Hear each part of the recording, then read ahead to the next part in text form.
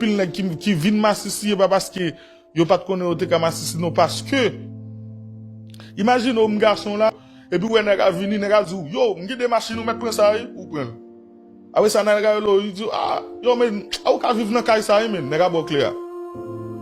kounya là nèg a vinn changer la vou li mettre non haute parce que ou prend bagay nan men ou prend bagay son beaucoup connaît et Massissi est bête qui sneaky snake yo